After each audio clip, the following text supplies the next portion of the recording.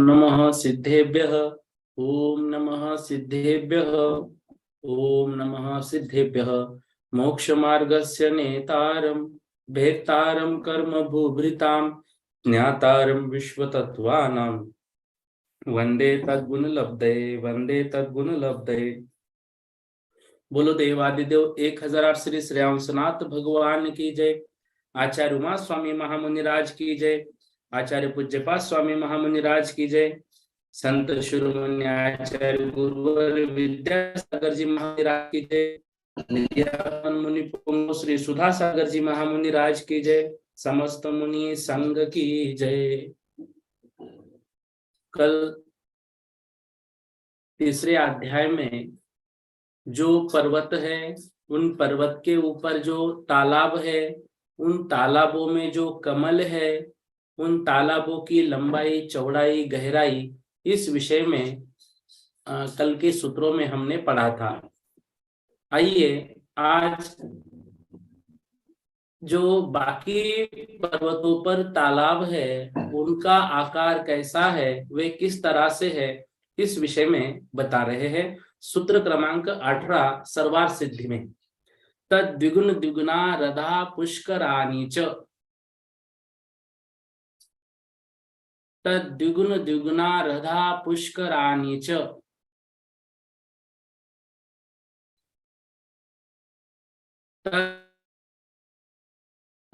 पुष्कराणि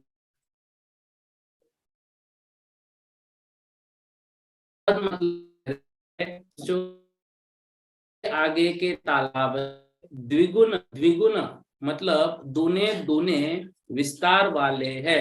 पुष्कराणि च, और आगे के पुष्कर भी, ठीक है ना। तो आगे के तालाब और आगे के कमल जो पहले पहले तालाब है, उनसे दूने दूने विस्तार वाले है। आगे के तालाब और कमल दूने दूने विस्तार वाले हैं, ठीक है। मतलब जो भी आगे आगे का पर्वत है, उस पर्वत पर जो तालाब है, जैसे हमने कल पर्वतों की ऊंचाई देखी थी 100 योजन, 200 योजन, 400 योजन, दूने दूने विस्तार हुआ है।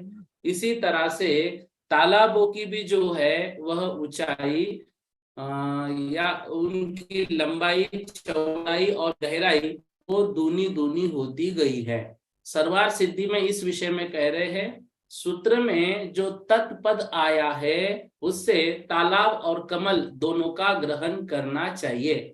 आगे के तालाब और कमल दूने दूने हैं। इस व्याप्ति का ज्ञान कराने के लिए सूत्र में तत् द्विगुना द्विगुना कहा है। ये तालाब और कमल किसकी अपेक्षा दूने हैं?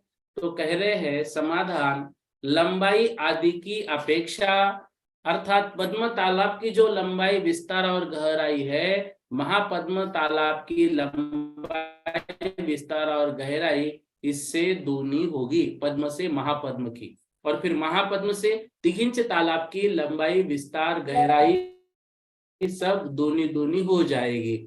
और विधेय क्षेत्र के उस ओर फिर से मतलब ऊपर से उतरता क्रम होगा तरह से। ये भी लंबाई आदि की अपेक्षा दूने दूने हैं, ऐसा यहाँ संबंध करना चाहिए। क्या? कमल। शंका कर रहे कमल क्या है, तो ये भी लंबाई आदि की अपेक्षा दूने दूने हैं, ऐसा यहाँ संबंध करना चाहिए। इनमें निवास करने वाले देवियों के नाम का सूत्र कहते हैं। व्याख्या दे रहे हैं, देखो, पद्म हृद से दूना लंबा चौड़ा और गहरा महापद्म रथ, महापद्म रथ से दूना लंबा चौड़ा गहरा तिघिंच रथ मतलब तालाब। इसी तरह कमल भी दूने लंबे चौड़े हैं। प्रश्न, यदि महापद्म से आगे के दो सरोवरों को ही दूना दूना कहना है तो द्विगुना यहाँ बहुवचन न कहकर द्विवचन कहना चाहिए। व्याकरण का प्रश्न कर रहे हैं, उत्तर दे रहे हैं और अंत के पद्म और पुंडरिक हृद से उत्तर के दो दो हृद दूने प्रमाण वाले हैं। समझ रहे हैं, जो पहला तालाब है और जो अंतिम तालाब है, तो पहला तालाब से दूसरा तालाब दूना हुआ, अंतिम तालाब से जो सेकंड लास्ट तालाब है वो दूना हुआ। मतलब इधर से ऊपर दूना दूना विस्तार और वहां ऊपर से नीचे, मतलब नक्शे में देखते समय। और ऐसे यदि हम देखेंगे तो ऊपर चढ़ते समय मतलब उत्तर की ओर दूने दूने होंगे विधेय तक, और फिर वहां क्या होगा, इधर दक्षिण की तरफ दूने दूने विस्तार होगा। तो आदि और अंत के पद्म और पुंडरिक हृद से दक्षिण और उत्तर के दो दो हृद दूने दूने प्रमाण वाले हैं। इस अर्थ की अपेक्षा बहुवचन का प्रयोग किया है। यद्यपि सूत्र में दिए गए तत् शब्द से पद्म हृद का ही ग्रहण होता है, फिर भी व्याख्यान से विशेष अर्थ का बोध होता है। आगे उत्तरा दक्षिण तुल्या सूत्र से भी इसी अर्थ का समर्थन हो जाता है। प्रश्न, यदि तत् शब्द का द्विगुण शब्द से समास किया जाता है तो तत् द्विगुण शब्द का ही द्वित्व होगा, न कि केवल द्विगुण शब्द का। यदि पहले द्विगुण शब्द को द्वित्व किया जाता तो तत् शब्द से समास नहीं हो सकेगा। यदि विप्सार्थक द्वित्व किया जाता है तो वाक्य ही रह जाएगा। ये व्याकरण की अपेक्षा शंका कर रहे हैं, तो कह रहे हैं तत् यह अपादानार्थक निपात है। ठीक है ना, अपादान कारक के अर्थ में वह निपात है। अतः ततो द्विगुणा द्विगुणा तद द्विगुण द्विगुणा पद बन जाता है। इस तरह से ये व्याकरण की शंकाएं हैं। राजवार्तिक से थोड़ा ये विषय है, इसलिए इस विषय में इतना टेंशन लेने की आवश्यकता नहीं है। विषय क्लियर हो रहा है। देखिए सूत्र क्रमांक 19, सूत्र क्रमांक 19। अब तालाब में जो देवियां रहती है, उन तालाब में रहने वाले देवियों का जो निवास स्थान है, वो निवास स्थान तालाब में रहने वाले देवियों के नाम क्या है, इस विषय में चर्चा कर रहे हैं। ध्यान से, तन्निवासिन्यो देव्यः श्री ह्री धृति कीर्ति बुद्धि लक्ष्म्य पल्योपमस्थितयः ससामानिक परिषत्काः। तन्निवासिन्यो देव्यः श्री ह्री धृति कीर्ति बुद्धि लक्ष्म्य पल्योपमस्थितयः ससामानिक परिषत्काः। बोलिएगा।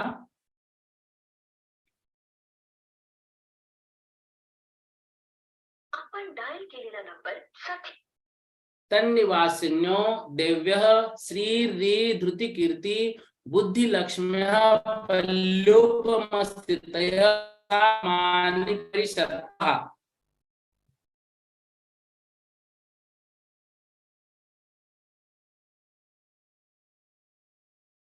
क्या कह रहे हैं, तन्निवासिन्यो, वहां पर निवास करने वाली देव्य देविया। ठीक है ना, देविया, देव्य देवी शब्द का बहुवचन रूप है।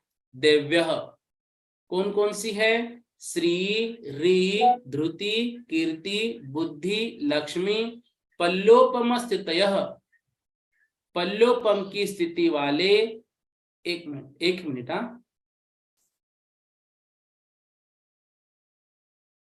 पल्योपम स्थितयः, पल्योपम स्थिति वाली सामानिक और पारिषद, सामानिक और पारिषद नाम के देवों के साथ वो निवास करती है। ठीक है ना, क्या कह रहे हैं देखो, इनमें श्री ह्री धृति कीर्ति बुद्धि और लक्ष्मी, ये देवियां सामानिक और पारिषद देवों के साथ निवास करती है तथा इनकी आयु एक पल्योपम है। पल्योपम स्थितयः मतलब इनकी आयु एक पल्योपम है। ये सामानिक और परिषद नाम के देवों के साथ ये रहती है। इनके नाम क्या है? श्री, री, धृति, कीर्ति, बुद्धि और लक्ष्मी। सर्वार्थ सिद्धि में इस विषय में क्या व्याख्या की है? देखिए ग्रंथ में सूत्र क्रमांक 19, सर्वार्थ सिद्धि। इन कमलों की कर्णिका में, ध्यान से, इन कमलों की कर्णिका के मध्य में शरतकालीन निर्मल पूर्ण चंद्रमा की कांति को हरने वाले 1 कोस लंबे, आधा कोस चौड़े और पौन कोस ऊंचे महल है। ध्यान से, इन कमलों की कर्णिका के मध्य में शरतकालीन निर्मल पूर्ण चंद्रमा की कांति को हरने वाले, मतलब चंद्रमा से अधिक तेज, 1 कोस लंबे, आधा कोस चौड़े और पौन कोस ऊंचे महल है। उनमें निवास करने वाली, उन महलों में ये निवास करती है कौन? श्री, री, धृति, कीर्ति, बुद्धि और लक्ष्मी नाम वाली देवियां। क्रम से पद्म आदि 6 कमलों में ये रहती है। मतलब पद्म में श्री, महापद्म में री, इस तरह से आगे आगे बढ़ाना है। उनकी स्थिति एक पल्लोपम की है। इस पद के द्वारा उनकी आयु का प्रमाण कहा है। समान स्थान में जो होते हैं वे सामानिक कहलाते हैं। सामानिक और पारिषद ये देव है, वे देवियां इनके साथ रहती हैं।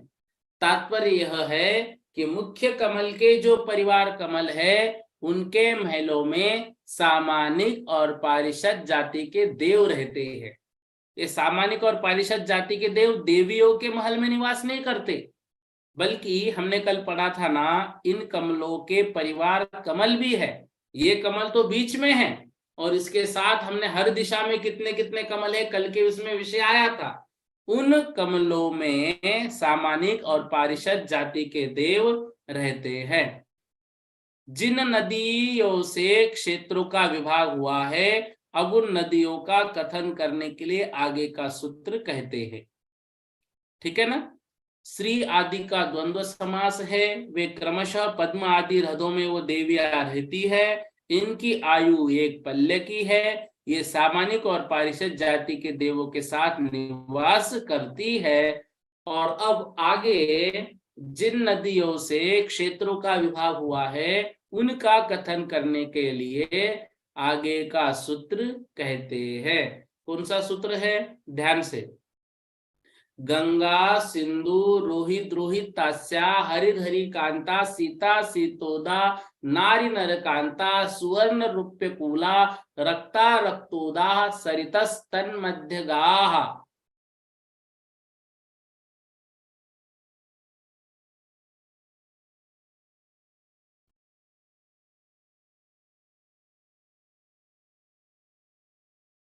गंगा सिंधु रोहित रोहित तास्या हरिधरी कांता सीता सीतोदा नारी नर कांता सुवर्ण रूप्य कूला रक्ता रक्तोदा सरितस्तन मध्य गाह।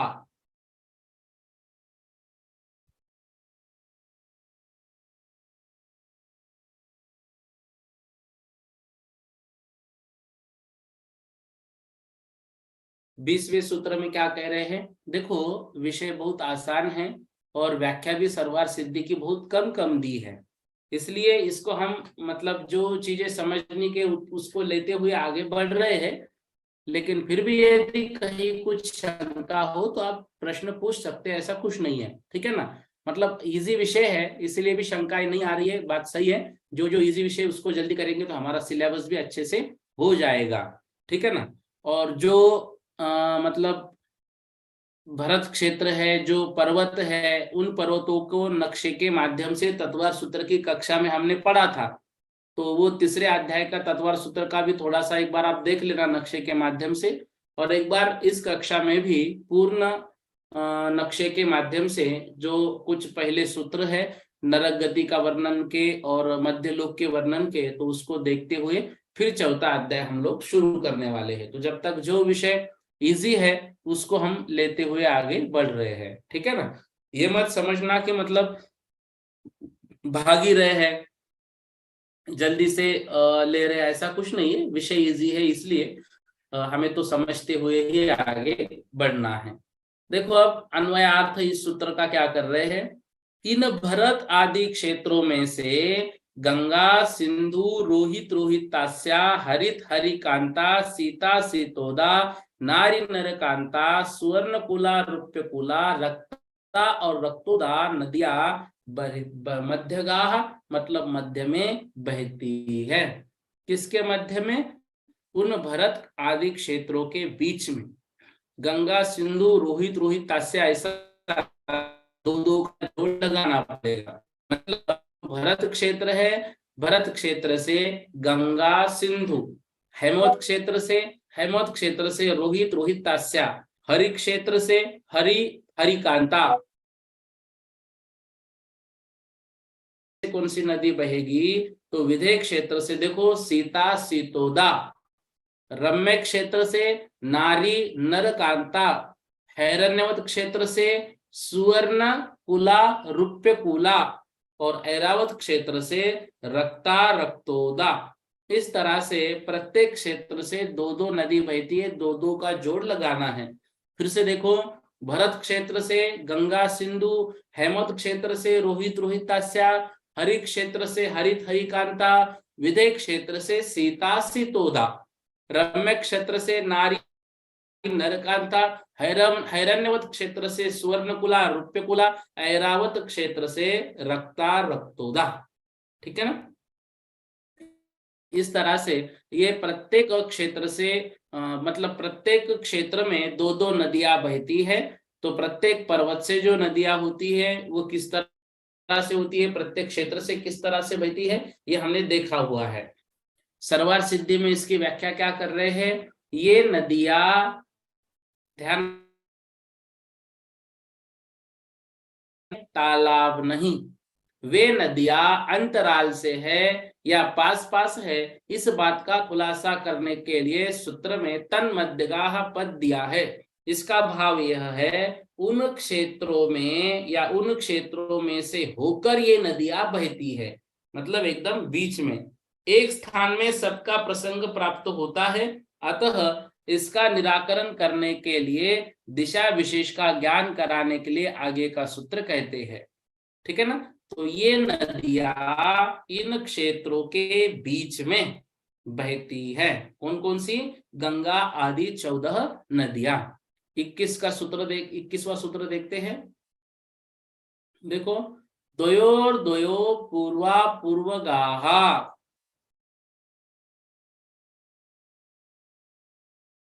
द्वयोर द्वयोः पूर्वा पूर्वगाहा।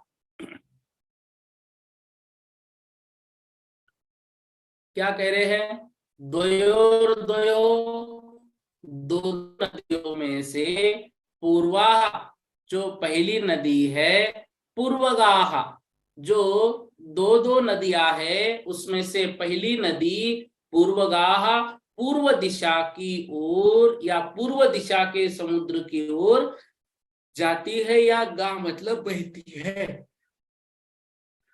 सॉरी, दो दो नदियों में से पहली पहली नदी पूर्व समुद्र की ओर जाती है या पूर्व समुद्र की ओर बहती है। पूर्वा मतलब पहली, पूर्वगाह मतलब पूर्व समुद्र की ओर, गा मतलब बहती है। द्वयोर द्वयो, जैसे अभी हमने दो दो नदियों का जोड़ लगाया था, तो उन दो दो नदियों में से पहली पहली नदी। सरवार सिद्धि, इस सूत्र में दो दो नदियां एक एक क्षेत्र में है। इस प्रकार के विशेष का संबंध कर लेने से एक क्षेत्र में सब नदियों के प्रसंग होने का निराकरण हो जाता है। ठीक है ना। पूर्वा पूर्वगाह, यह वचन दिशा विशेष का ज्ञान कराने के लिए है। इन नदियों में से जो प्रथम नदी है वह पूर्व समुद्र में जाकर मिलती है। सूत्र में जो पूर्वगाह पद दिया है इसका अर्थ पूर्व समुद्र की ओर जाती है या पूर्व समुद्र की ओर बहती है, इस अपेक्षा से वर्णन करना है। शंका पूछ रहे हैं, पूर्वत्व किस अपेक्षा से है? समाधान, सूत्र में किए गए निर्देश की अपेक्षा। पूर्वत्व किस अपेक्षा से है? सूत्र में किए गए निर्देश की अपेक्षा। शंका, यदि ऐसा है तो गंगा सिंधु आदि 7 नदियां पूर्व समुद्र को जाने वाली प्राप्त होती हैं। यह कोई दोष नहीं है, क्योंकि द्वयो द्वयो इन पदों का संबंध है। मतलब पहली 7 नदियां पूर्व से, ऐसा नहीं, द्वयो द्वयो पद दिया है तो द्वयो द्वयो में जो 14 नदी दिया है तो उन 14 नदियों में दो दो का जोड़ करना है पहले, और जब दो दो का जोड़ करेंगे तो 7 क्षेत्रों से वो दो दो नदियां बह रही हैं। ठीक है ना? मतलब 6 क्षेत्रों से, 7 पर्वतों से दो दो नदियां बह रही है, तो दो दो नदियों का जोड़ लगाया तो उसमें से पहली पहली तात्पर्य क्या है? दो दो नदियों में से प्रथम प्रथम नदी बहकर पूर्व समुद्र में जाकर मिलती है। अब इतर नदियों के दिशा विशेष का ज्ञान कराने के लिए आगे का सूत्र कहते हैं। मतलब क्या कह रहे हैं? इस सूत्र के माध्यम से सिर्फ इतना कह रहे हैं, दो दो नदियां एक एक क्षेत्र में बहती हैं, पूर्वा पूर्वगाह। तो यहाँ पर पहली नदी पूर्व की तरफ, पूर्व के समुद्र की तरफ बहती है, ऐसा आप कहना चाह रहे हैं। 22वां सूत्र देखिए, शेषास्तु शेषास्त्वपर्गाः। क्या कह रहे हैं? शेषातु अपरगाः।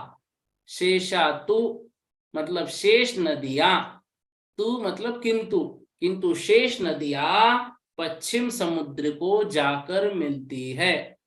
शेषास्तु अपरगाः मतलब पश्चिम की ओर, पश्चिम के समुद्र की ओर जाके मिलती है। सर्वार सिद्धि में क्या व्याख्या कर रहे हैं? दो दो नदियों में से जो शेष नदियां है वे बहकर पश्चिम समुद्र में मिली है। दो दो नदियों का जोड़ बनाया, उसमें से ये तय किया कि उसमें दो दो में जो पहली पहली नदी आएगी वो पूर्व की ओर जाएगी। अब दो दो में जो दूसरी दूसरी नदी आएगी वो कहाँ जाएगी? अपरगाह। अपरगाह मतलब अपर समुद्र को। अपर समुद्र मतलब यहाँ कौन सा है? फिर पश्चिम, क्योंकि पूर्व पहले लिया तो पूर्व का अपर, उल्टा पश्चिम। ठीक है ना? तो उनमें से पद्म तालाब से उत्पन्न हुई और पूर्व तोरण द्वार से निकली हुई गंगा नदी है। पश्चिम तोरण द्वार से निकली हुई सिंधु नदी है तथा उत्तर तोरण द्वार से निकली हुई रोहितास्या नदी है। महापद्म तालाब से उत्पन्न हुई और दक्षिण तोरण द्वार से निकली हुई रोहित नदी है तथा उत्तर तोरण द्वार से निकली हुई हरिकांता नदी है। तिघिंज तालाब से उत्पन्न हुई और दक्षिण तोरण द्वार से निकली हरित नदी है। ये समझ रहे हो? देखो, जो तालाब है ऊपर, उसके वहां तोरण द्वार बने हैं। ठीक है ना? अब वो तोरण द्वार किस दिशा में बनेंगे? नदियां भले ही बह रही है पूर्व की ओर और पश्चिम की ओर, लेकिन तोरण द्वार कहाँ बनेंगे? या तो दक्षिण की ओर या फिर उत्तर की ओर। मतलब नदियां पहले आती है दक्षिण की ओर या फिर उत्तर की ओर और फिर मुड़ती है कहां पर? पूर्व या पश्चिम में। नीनू जैन पूछ रहे, पूछिए नीनू जी जैन। नीनू जी जैन ग्वालियर, अनम्यूट कीजिए। आपने रेज हैंड किया है। नीनू जी जैन ग्वालियर रेज हैंड किया है, अनम्यूट कीजिए। चलो कोई बात नहीं। तो ये समझ गए तोरण द्वार। तो देखो, मतलब हम हमारे सामने एक नक्शा बना लेते हैं। नक्शा क्या बना? ऊपर क्या है? यहाँ पर उत्तर, फिर वहां पर उत्तर में मतलब उल्टे साइड दक्षिण, पूरब और पश्चिम। अब ऊपर दक्षिण है, नीचे उत्तर है। अब क्या हो गया? जो तालाब है उन तालाब में से नदी आएगी उत्तर तोरण द्वार से, बहेगी पूर्व की ओर। ठीक है? नदी निकलेगी दक्षिण तोरण द्वार से, बहेगी पूर्व की ओर। ठीक है, इस तरह से। उत्तर तोरण द्वार से निकली हुई सीतोदा नदी है, केसरी तालाब से उत्पन्न हुई और दक्षिण तोरण द्वार से निकली सीता नदी है, तथा उत्तर तोरण द्वार से निकली नदकांता नदी है। महापुंडरिक तालाब से उत्पन्न हुई और दक्षिण तोरण द्वार से निकली हुई नारी नदी है, तथा उत्तर तोरण द्वार से निकली हुई रूप्यकुला नदी है। पुंडरिक तालाब से उत्पन्न हुई और दक्षिण तोरण द्वार से निकली हुई सुवर्णकुला नदी है। पूर्व तोरण द्वार से निकली हुई रक्ता नदी है और पश्चिम तोरण द्वार से निकली हुई रक्तोदा नदी है। ये पूर्व पश्चिम यहाँ पर क्यों आया, पहले और लास्ट में आएगा क्योंकि उस तालाब से ज्यादा नदियां निकलती है, उसका वर्णन भी आगे हम पढ़ेंगे। अब इनकी परिवार नदियों का कथन करने के लिए आगे का सूत्र कहते हैं, उससे पूर्व राजवार्तिक का वर्णन थोड़ा देखते हैं। देखो, पद्मरथ के पूर्व तोरण द्वार से गंगा नदी निकलती है। वह 500 योजन पूर्व की ओर जाकर गंगा कूट से 523 6/19 दक्षिण मुख जाती है। स्थूल मुक्तावली की तरह 100 योजन धारा वाली 1/4 योजन विस्तृत, आधे योजन गहरी यह आगे 60 योजन लंबे चौड़े 10 योजन गहरे कूड़े में गिरती है। फिर दक्षिण तरफ से निकल खंडक प्रपात गुहा से विजयार्ध को लांघकर दक्षिण भरत क्षेत्र को प्राप्त करके पूर्वमुखी होकर लवण समुद्र में मिलती है। मतलब नदियां सीधा निकली और पूर्व की ओर हुई ऐसा नहीं है, इस तरह से उनका वर्णन हमें थोड़ा सीखना है। इस वर्णन को अभी यहाँ पर नहीं ले रहा हूं क्योंकि जब नक्शे के माध्यम से इसको लेंगे तो वो ज्यादा आसानी से हम समझ जाएंगे, तो उसको हम बाद में उस विषय को थोड़ा सा लेंगे। विषय ये भी बहुत अच्छा है, महेश भैया ने इस विषय में तो बहुत अच्छे से समझाया था, तो उसको नक्शे के माध्यम से समझेंगे तो बहुत अच्छे से समझेंगे। ठीक है, 23वां सूत्र हम पढ़ते हैं, सूत्र क्रमांक 23। अब उन नदियों की परिवार नदियों का वर्णन कर रहे हैं। चतुर्दश नदी सहस्र परिवृत्ता गंगा सिंधवा दयो नद्यः।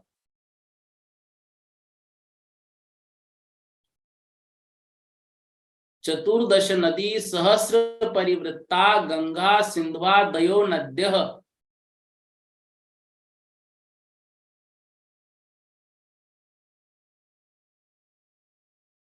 गंगा और सिंधु आदि नदियों की तरह, गंगा और सिंधु आदि नदियों की 14 हजार परिवार नदियां हैं। ठीक है ना, क्या है, 14 हजार परिवार नदियां हैं।